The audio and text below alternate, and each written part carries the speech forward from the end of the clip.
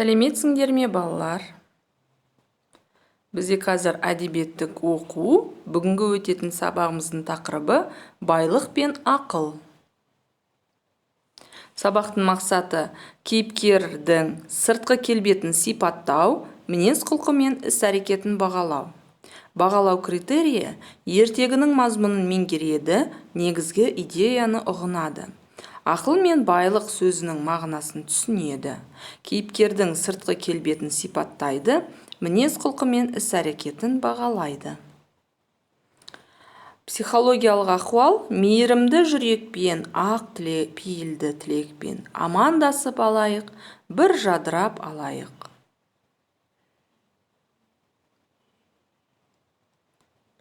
Ал енді балалар, бізде ой шақыру әдісі. Байлық дегеніміз не? Денсаулық зор байлық дегенді қалай түсінесің? Сен байлыққа нелерді жатқызар едің? Балалар, алдымызда берілген байлық сөзінің мән мағынасын ашып жазсаңдар.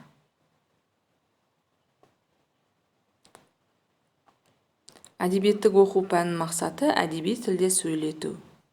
Ертегі халық ауыз әдебиетінің атадан балаға ауыз екі сөйлеумен жеткен әдеби өнердің бірі.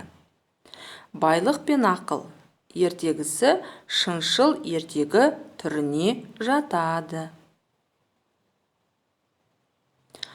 Ертегілер, балалар, хайуанаттар туралы ертегілер, қиял ғажайып ертегілер, шыншыл ертегілер болып бөлінеді. Хайуанаттар туралы ертегілер негізгі кейіпкерлер аң, құс, үй жануарлары болады. Ал қиял ғажайып ертегілер ержүрек, батыр адамдардың басынан кешкен сан алуан оқиғалары баяндалады. Ал шыншыл ертегілер өмірдегі шындық оқиғалары баяндалады. Олай болса, балалар, сөздік жұмысы. Бұл жерде әшекей деген сөзіміз, бұл өрнек, сәнді ою. Мұрагер деген сөзіміз орын басушы, дүниеге ие болушы. Ал балалар, оқулығымызды ашамыз, оқулықпен жұмыс жасаймыз. Байлық пен ақыл ертегісі. Ертегіні түсініп оқып алайық. Мұндағы дескриптор мәтіндегі негізі ойын анықтап айтады. Сұрақтарға жауап береді. Олай болса, балалар, мәтінді оқып болсаңдар, сұхбат әдісі. Шалдың неше ұлы бар? Сұрақтарға жауап береміз. Үлкен ұлы әкесіне несімен мақтанды?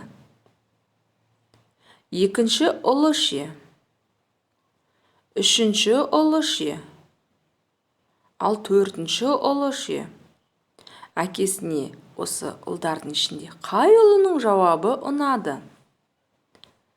Ал саған кімнің жауабы ұнады? Неліктен олай ойлайсың?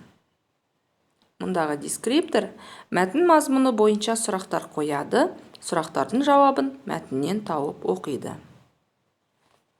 Ал енді балалар, суреттерге қарап, бұл заттар кімдерге қатысты екенін айтайық.